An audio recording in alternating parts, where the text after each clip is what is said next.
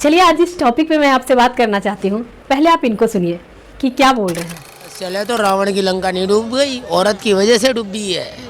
औरत का कभी कहना नहीं मानना चाहिए। तो प्रियंका गांधी का कहना ना माने कभी। एक बात बोलूं, बोलो, दो बोलो, पहले दूसरी वाली बात। औरत ने रावण की लंका डुबाई थी, सीता औरत ही थी। औरत ने महाभारत छिड़वाया था, द्रौपदी भी औरत ही थी। औरत ने 84 का दंगा फसाद कराया था, इंदिरा गांधी भी औरत ही थी। स्त्री मक्खी मच्छी तीनों जात को जात, जो इसका विश्वास करे मेरा बेटा गधा बाप। अगर किसी चीज़ की जानकारी ना हो तो इस तरह से किसी पर ब्लेम नहीं करना चाहिए। सीता ने रामायण का युद्ध कराया, इनका ये कहना है। क्या आप मानते हैं कि सीता माँ ने युद्ध कराया था?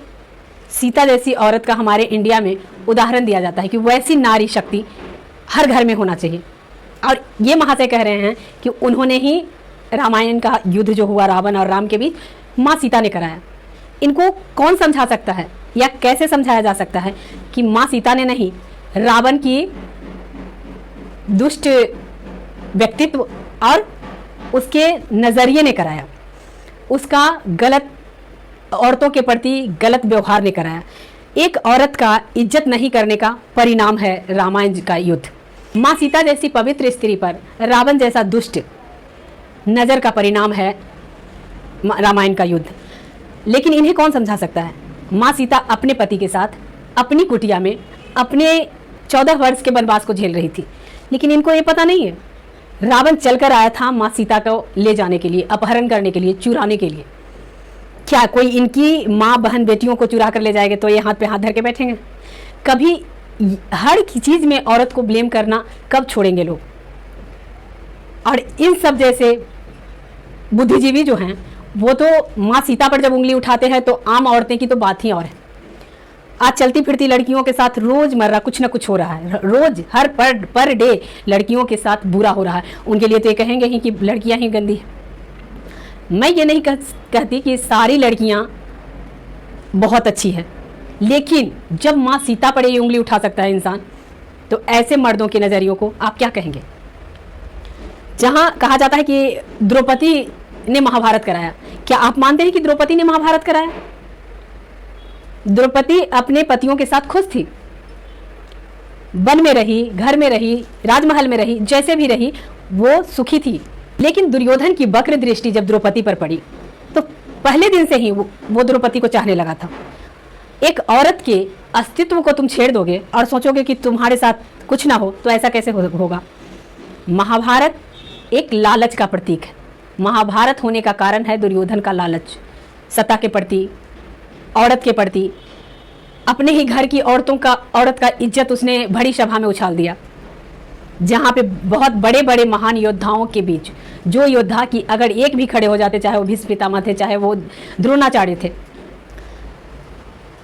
उधर इतने महान महान योद्धा थे जो कहीं ना कहीं महाभारत के युद्ध में मौन सुकीर्ति या जैसे भी पांडवों का साथ दिया। भले ही वो लड़े दुर्योधन की तरफ से, लेकिन उनकी आत्मा और उनका मन पांडव के साथ था, क्योंकि वो जानते थे कि सत्य पर पांडव है। लेकिन उस समय उन्होंने नहीं उठाई इज्जत बचाने के लिए द्रौपदी का। तो क्या सोचते हैं कि जब किसी बेटी का, किसी बहू का बीच सभा में ताड़ी उतारा जाए, उनके अस्तित्व को छेड़ा जाए और पुरुष हाथ पे हाथ धरे बैठे रहें और स्त्री कुछ ना बोले? अरे जो उसका रक्षक है, आज इसीलिए तो कहा गया है कि रक्षक की भी जरूरत नहीं है, आज आत्मरक्षा करने लायक स्त्रियां बन रही है, उसे बनने तो दो। लेकिन इन महान पुरुषों से वो भी पार नहीं लगेगा। स्त्रियां घर से बाहर क्यों जा रही है, जॉब क्यों कर रही है, पढ़ाई क्यों कर रही है, मतलब ऐसे ही हैं जो किसी भी पानी में रहने नहीं देते हैं। जिनका नज़रिया औरत के प्रति गलत है, उनकी सोच इतनी गलत है कि वो माँ सीता और द्रौपदी जैसी नारी पर उंगली उठा रहे हैं। तो ये अपनी माँ बहन या गैरों की माँ बहन को क्या समझेंगे? आज की लड़कियों को ये क्या समझेंगे? इसलिए इनको समझाने वाला दुनिया की हर ताकत हार जाएगी। क्योंकि अगर हमारी मानसिकता सड़ गई है, अगर हमारी मानसिकता खराब हो गई है, हमारी सोच औरतों के प्रति बिल्कुल ही गंदा है, तो उसे कोई भी नहीं समझा सकता या उसके ब्रेन में कभी नहीं डाला जा सकता कि औरतें सही है। लेकिन जो आप लोग इनको सुन रहे हैं, जो समझ रहे हैं, जो महाभारत और रामायण पढ़े हैं, देखे हैं, उन्हें पता होगा कि महाभारत या रामायण का युद्ध क्यों हुआ। एक स्त्री ने कराया या पुरुष के गंदी नज़रिए ने कराया, गंदे नज़र ने कराया, गंदी सोच ने कराया, लालच ने कराया। इसलिए पुरुष अपनी लालच को अगर कम करें तो और अपनी सोच, अपनी औरतों के प्रति दृष्टिकोण थोड़ा सा अच्छा रखें तो बहुत सारे ऐसे युद्ध हैं जो टल जाएंगे।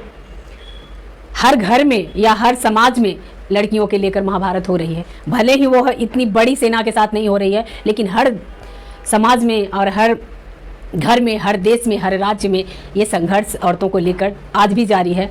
और इसे तभी ये रुकेगा जब आज की पुरुष की सोच बदलेगी, जब माँ सीता की जगह इन्हें नज़र आएगा कि रावण गलत था।